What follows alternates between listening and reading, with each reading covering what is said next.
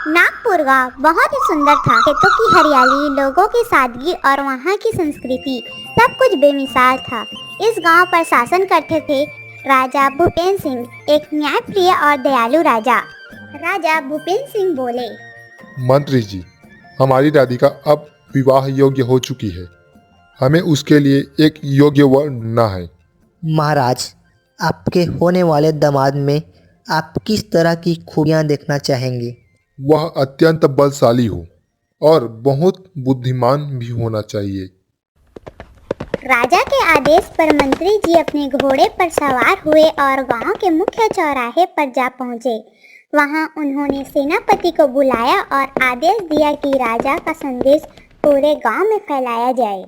सेनापति बोलने लगे, सुनो सुनो गांव वालों, महाराज भूपेंद्र सिंह ने ऐलान किया है, जो भी युवक इन दो कठिन चुनौतियों को पूरा करेगा उसी से राजकुमारी राधिका का विवाह किया जाएगा।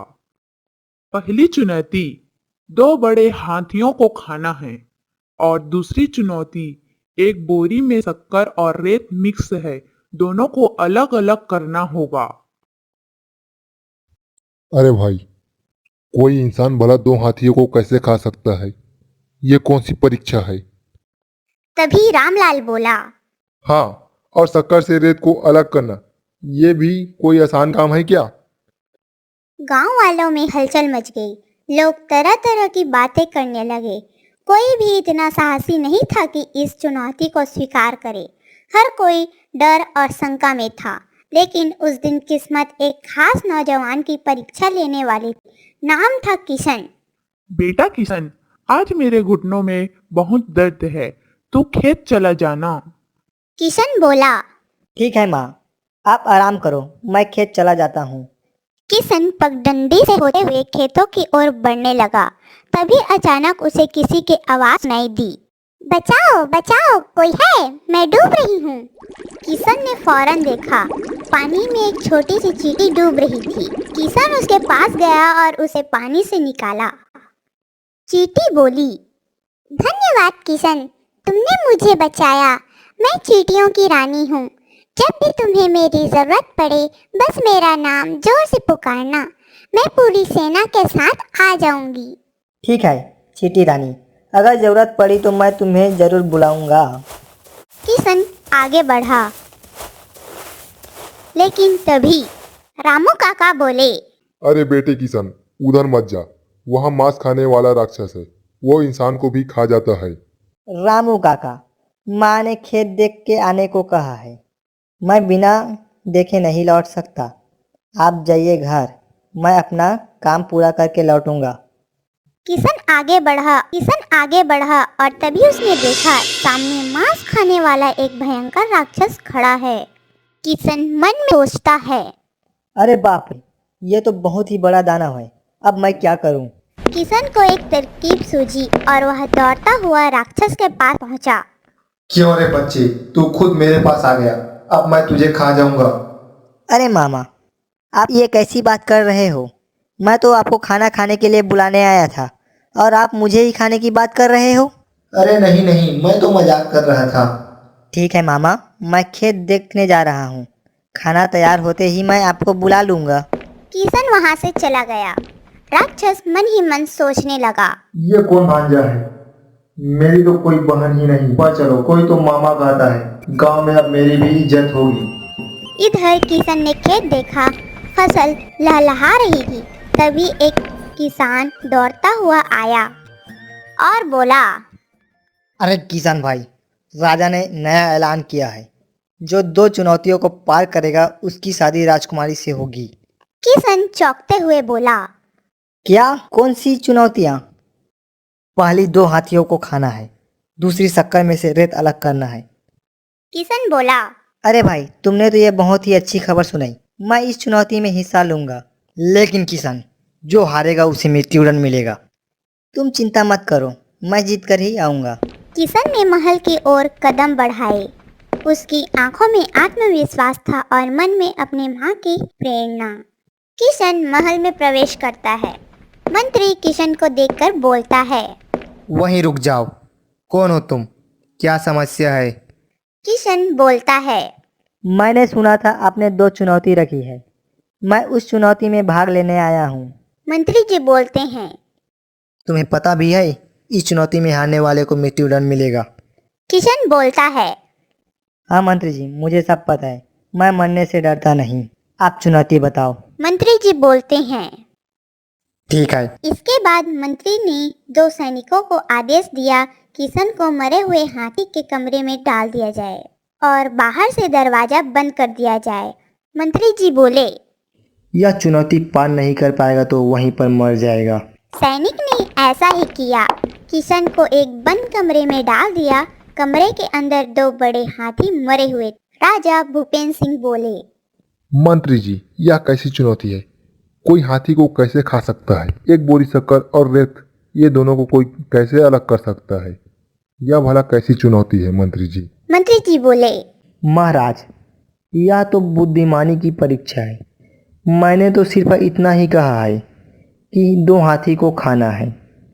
मैंने तो यह नहीं कहा कि वह हाथी पूरा खाना है। महाराज, देखते हैं यह किसान क्या करता है। किशन जोर से आवाज लगाता है। मामा, कहाँ हो आप? जल्दी आओ, खाना तैयार है। इतना सुनते ही मांस खाने वाला दानव वहां पर आ गया। किशन बोलता है। मामा, यह 2 हाथी मुझे अकेले ही खाना है, लेकिन मैं तो आपका भांजा हूँ, इसलिए मैं आपको ये दे रहा हूँ। किसी से कुछ मत कहना और यह पूरा हाथी खा लो।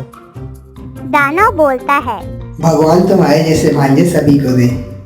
भांजे, तुम तो भगवान का रूप हो। मैं यह बात किसी को नहीं बताऊंगा कि तुमने मुझे 2 हाथी खाने को दिया है। ठीक है मामा, जल्दी खाओ और यहाँ से जाओ।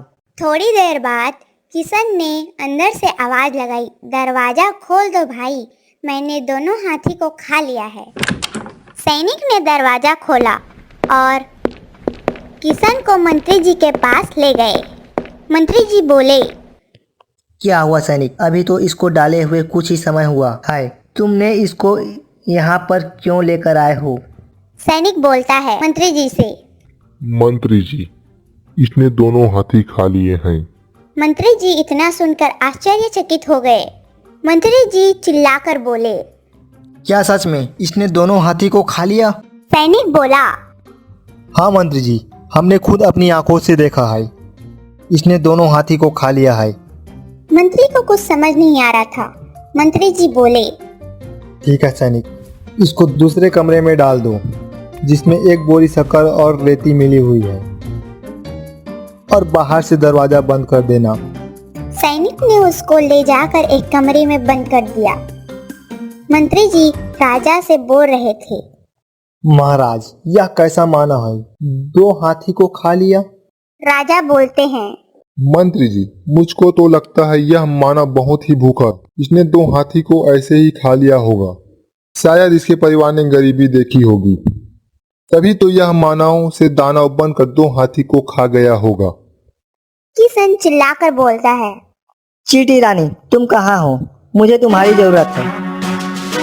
ऐसा कहते ही वहाँ पर एक बड़ा चींटी का झुंड आ गया।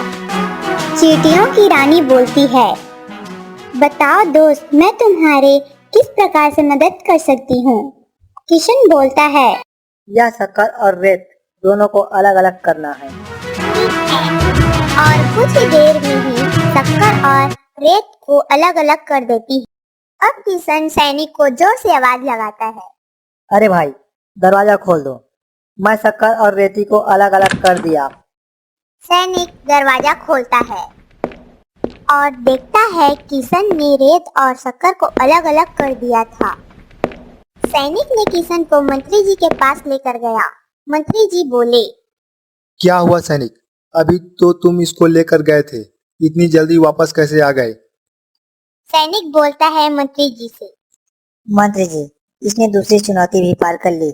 शक्कर और रेती को अलग अलग कर लिया है। मंत्री को विश्वास नहीं हो रहा था। मंत्री जी बोले।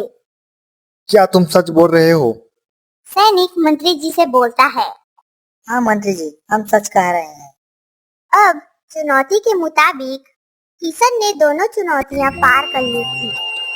राजा ने अपनी पुत्री का विवाह किशन से कर दिया। राजा किशन से बोलते हैं। किशन, अब तुम इस राज्य के राजा हो। किशन बोलता है। ठीक है महाराज, मैं अपने माँ से मिलकर आता हूँ और मैं अपनी पत्नी को भी उनके आशीर्वाद के लिए लेकर जाऊंगा। महाराज बोलते हैं। ठीक है, जैसी तुम्हारी। अब तुम तो इस राज्य के राजा हो।